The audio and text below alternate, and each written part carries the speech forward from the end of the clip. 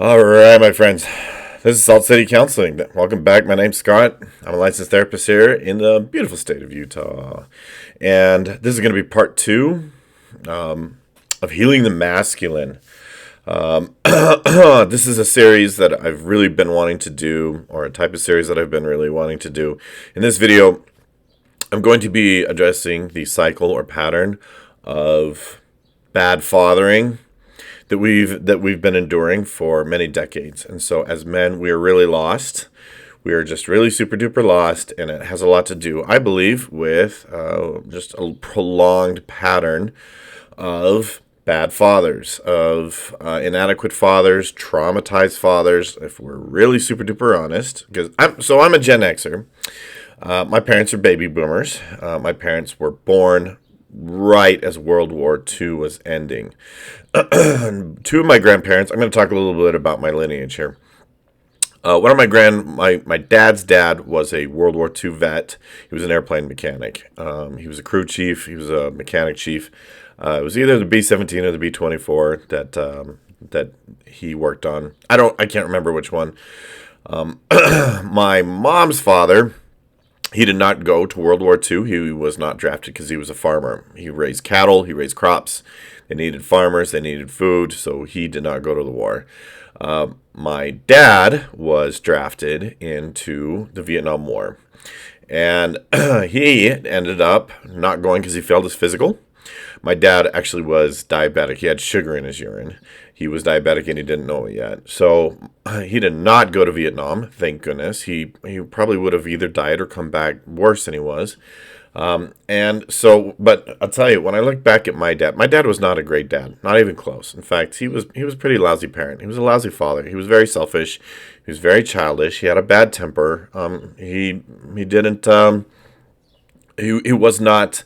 He was not emotionally present. He was physically present, but he was just checked out. He didn't parent. He hardly parented it at all.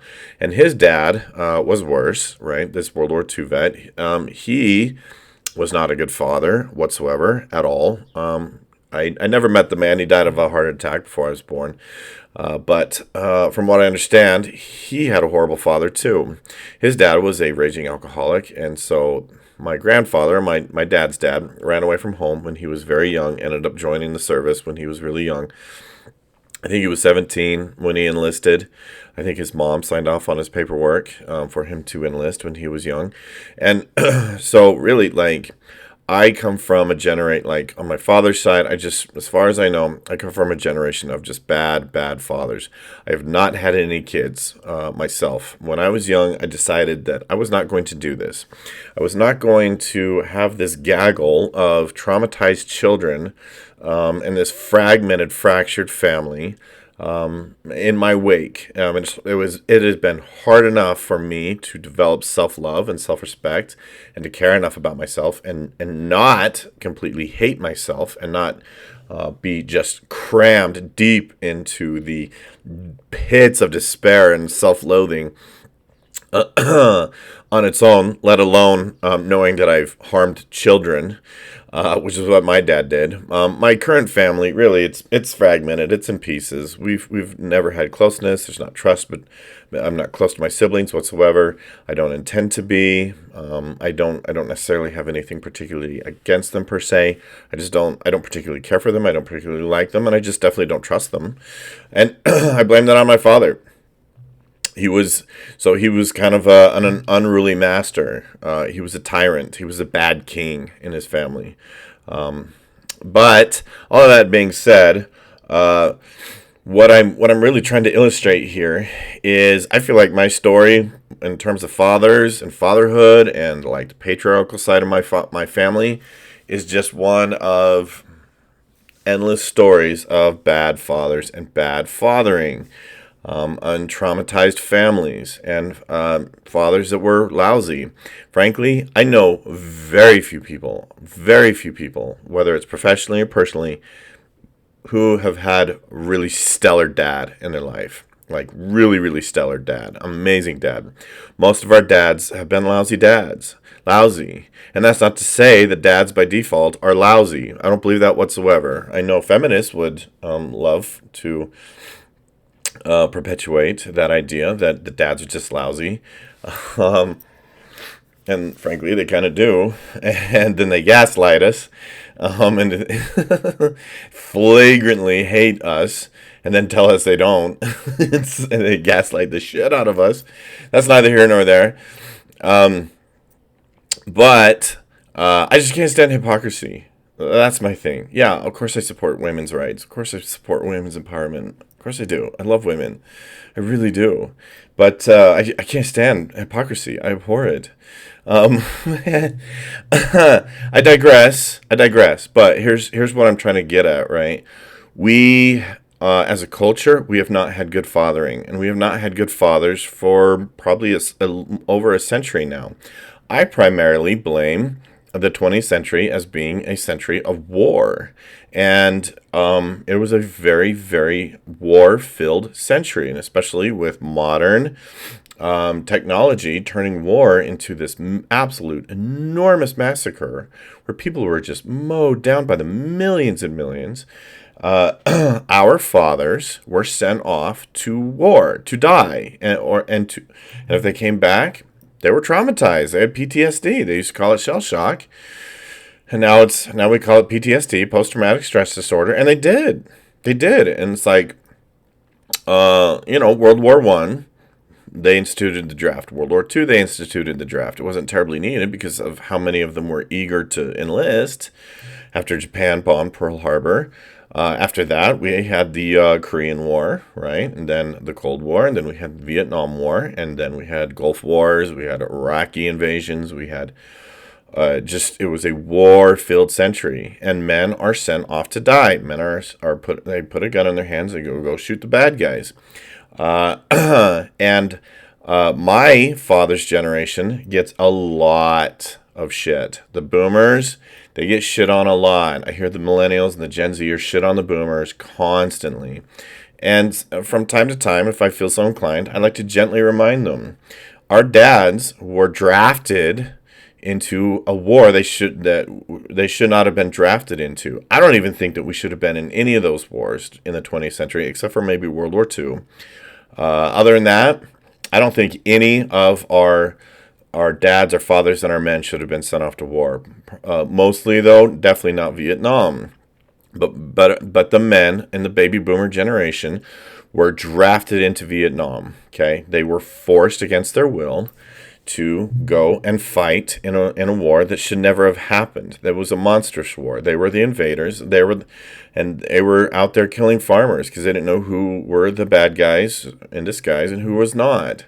And they came back as monsters. They came back having memories that they did things that they know they should have done, that they wish that they hadn't had done, and they had massive amounts of trauma. And if they didn't go to war, they went to jail. There were a lot of draft dodgers. They ran off to Canada or whatever, and they took a lot of heat, man. They were demonized as these traitors, and who can blame them, right? They went off to Vietnam to be murderers and rapists. It's horrible. It's a horrible thing. But think about it. When it comes to our generation of fathers, right? I was not raised by a generation of fathers that had any idea what they were doing or had any business being a father. Were not in touch with their masculine, right? And so I really believe that we had a solid century of wounded masculines, traumatized masculine, and really modern men and modern masculinity is a story of lost identity. And so I really wanted to kind of put this out there as we think about wanting and needing to heal the masculine. We as men, we just take a lot of criticism. All we get in the U.S. is criticism, constant criticism. And no matter what we do as white males in the U.S., we get shit on, right? And that's just, so it's very difficult for men to find healing, to heal the masculine, to figure out what healthy masculinity is. There's so many conflicting messages, right? So, but I really believe that it starts with this pattern of destructive, chaotic, traumatized fathers who went off to war, and the ones that came back had PTSD, had massive trauma, and they had no business raising kids, but they did anyways. That's the nature of human beings. I've learned, my friends, is that whether or not you have any business raising kids, by God, a lot of them are going to be doing it anyways. In fact, I find that the people that have the least amount of business raising kids are often the ones that are raising the most freaking kids. The people who are the most conscientious, guilty as charged, I guess, maybe, about whether or not this is a good idea, are the ones maybe who should be raising kids and aren't, right? But that's our story as men. That's part of our story, is that we have a case of loss and identity because of war and violence and trauma. And so I think that we deserve to have a little bit of compassion, have a little bit of patience, especially for ourselves. I don't ask it from society. I don't ask it from our culture. They can give it. They can give us that compassion, that empathy, and that understanding or not. I don't particularly care. It's on us as individuals to heal our own trauma and to look at our own lives and how we feel about ourselves. Okay, so I'll leave this with you. Okay, in regards to personal healing or healing the masculine, you cannot look to other people to provide that healing for you. The healing comes from you. I absolutely am a firm believer of that. I have found a lot, and I mean a lot, of healing for myself in my life, and with my masculinity, and it has largely come from my mind and my heart and my soul. Okay, so that's the path. That is the way, my friends. Anyways, thanks for watching, and I'm going to be doing a lot of videos on healing the masculine. I'm going to talk about a lot of topics, but feel free to leave your questions or feedback if you're a guy and you want some men's coaching. I am a therapist, but I offer coaching, personal coaching, transformation coaching, or life coaching. If you're not in this state, or if you are, if that's what you want. I'm well versed in many schools of thought. I take many approaches to change, but if you're a guy and you want some coaching, you can contact me. The links will be in the description below. Don't forget to like and subscribe. Thank you for watching.